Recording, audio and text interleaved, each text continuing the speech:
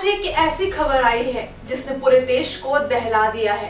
बेंगलुरु से वाराणसी जा रही एयर इंडिया एक्सप्रेस की फ्लाइट 1X1086 में अचानक हड़कंप मच गया क्योंकि एक यात्री ने कॉकपिट का दरवाजा खोलने की कोशिश की और उसी वक्त फ्लाइट में बैठे सभी यात्रियों की सांसें अटक गई। क्या ये सचमुच हाईजैक की कोशिश थी या फिर एक बड़ी लापरवाही?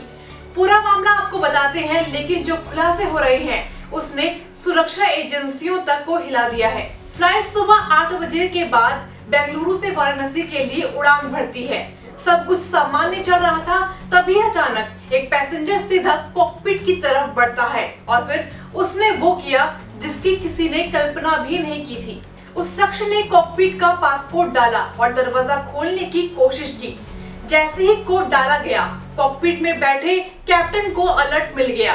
कैप्टन ने तुरंत सीसीटीवी फुटेज देखा और उनके सामने वही खौफनाक तस्वीर आई। एक यात्री कॉकपिट का दरवाजा खोलने की कोशिश कर रहा था। कैप्टन को डर था कि ये कहीं हाईजैक की कोशिश तो नहीं है, इसीलिए उन्होंने दरवाजा नहीं खोला। अगर उस वक्त कैप्टन ने दरवाजा खोल दिया होता तो नतीजा बहुत भयानक हो सकता था। कैप्टन की सूझबूझ ने न सिर्फ पूरे फ्लाइट बल्कि सैकड़ों जिंदगियों को बचा लिया। लेकिन यहाँ सबसे बड़ा सवाल खड़ा होता है कि आखिर उस यात्री को कॉकपिट का पासकोड कैसे मिला? क्या ये सिर्फ एक संयोग था या इसके पीछे कोई साजिश छिपी थी? क्योंकि 8 और साथी उसके साथ उसी फ्लाइट में सफर कर रहे थे। लैंडिंग के बाद 9 लोगों को CISF ने हिरासत में ले लिया। एयर इंडिया का कहना है कि इस घटना में कोई सुरक्षा चूक नहीं थी। उनका दावा है कि पैसेंजर पहली बार हवाई सफर कर रहा था और उसे लगा कि कॉकपिट का दरवाजा टॉयलेट का दरवाजा है।